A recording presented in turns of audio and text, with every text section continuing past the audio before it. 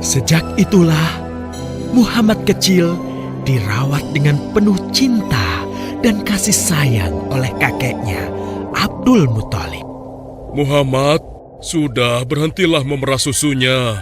Insya Allah, sudah cukup untuk persediaan kita hari ini. Beristirahatlah sejenak. Makanlah agar kau tetap sehat.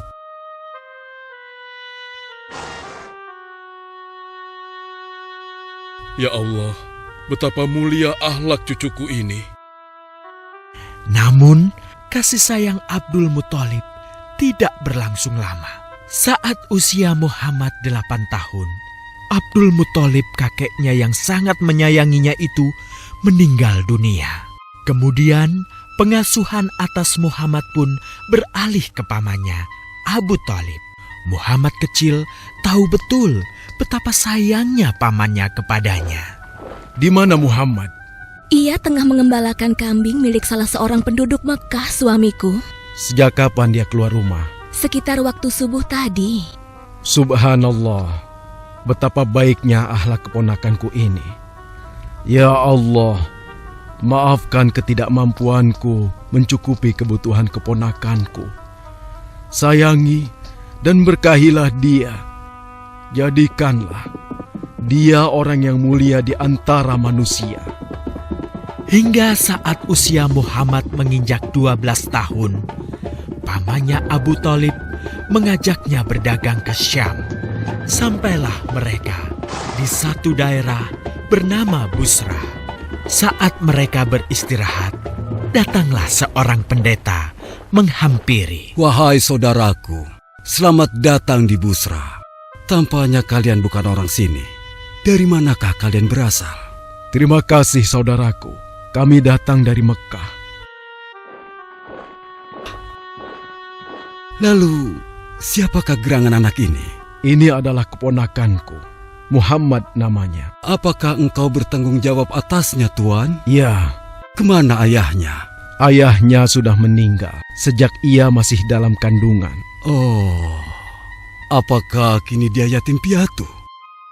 Benar, Aku sungguh beruntung bertemu dengannya. beruntung. Beruntung apa? Sungguh, keponakanmu ini adalah orang yang sangat istimewa. Oh ya? Ya, dia adalah seorang nabi, Hmm? seorang utusan Allah. Bagaimana kau tahu hal itu? Aku tahu karena aku seorang pendeta. Dan berita kedatangan dia sebagai seorang utusan Allah sudah disampaikan di dalam Injil. Bahkan aku pun bisa mengetahuinya dari cincin kenabian yang berada di bagian bawah tulang rawan bahunya yang menyerupai buah apel sebagai tanda kenabiannya.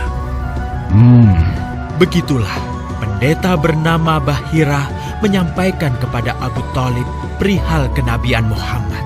Ia berpesan agar menjaga baik-baik keponakannya itu, karena Muhammad kelak di suatu saat nanti akan menghadapi banyak gangguan dan rintangan. Istriku, Muhammad sudah berusia 25 tahun. Aku pikir sudah saatnya dia untuk menikah.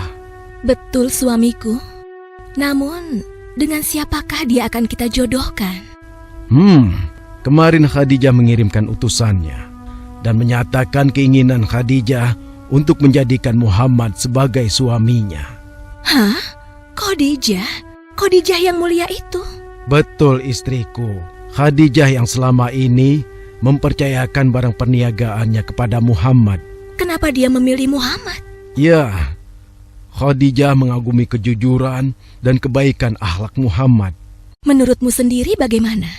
Aku pikir Khadijah adalah wanita terbaik bagi Muhammad. Kita akan melamarnya. Tepat di usia 25 tahun, Nabi Muhammad menikahi Khadijah yang berusia 40 tahun. Dari pernikahan itu, mereka dikaruniai Allah 6 orang anak.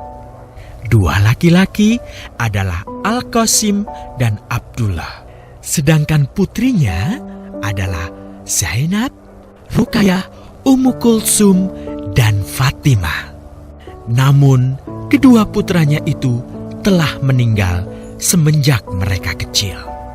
Suatu ketika, terjadilah banjir besar di kota Mekah. Kabilah-kabilah di kota Mekah pun bergotong royong membangun kembali Ka'bah. Setelah pembangunannya selesai, terjadilah perselisihan antara pemuka kabilah tentang siapakah yang paling pantas meletakkan Hajar Aswad di Ka'bah. Abu Thalib, apa yang harus kita lakukan? Kita sudah bicarakan hal ini selama 5 hari, namun tidak ada titik temu. Aku khawatir akan terjadi pertumpahan darah. Sudah, begini saja. Kita sepakati bahwa masalah ini kita serahkan kepada takdir terbaik. Lihat pintu masuk Ka'bah itu. Siapapun yang pertama kali akan melewati pintu itu, dan siapapun dia, kita tidak boleh menolaknya. Setuju? Aku juga setuju. Baiklah, aku setuju. Aku juga setuju. Baiklah, kita perhatikan bersama. Tidak lama setelah kesepakatan itu, atas izin Allah, Nabi Muhammad menjadi orang pertama yang memasuki pintu menuju Ka'bah. Alhamdulillah, segala puji bagi Allah. Ternyata Muhammad, dan memang dia adalah orang yang tidak pernah kita temui ada celah. Betul? Betul. Ya, Betul. Nabi Muhammad pun menerima kepercayaan itu.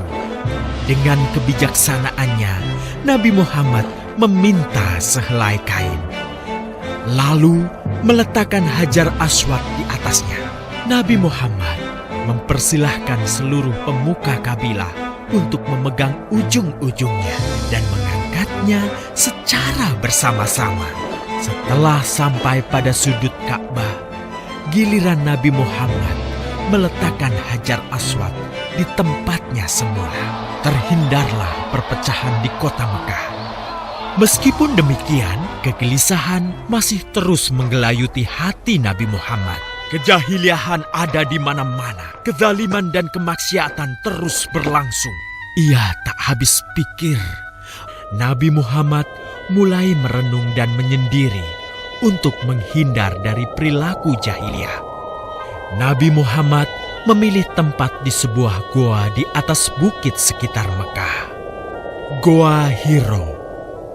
Dari mulut goa itulah Nabi Muhammad bisa memandangi kota Mekah yang dicintainya dengan pandangan yang lebih luas. Hingga suatu ketika, sesuatu yang tidak pernah terbayangkan sebelumnya terjadi. Tiba-tiba, goa itu menjadi terang benderang. Kemanapun arah mata melihat, di sanalah cahaya itu ada. Itulah malaikat Jibril. Jibril berkata, "Bacalah."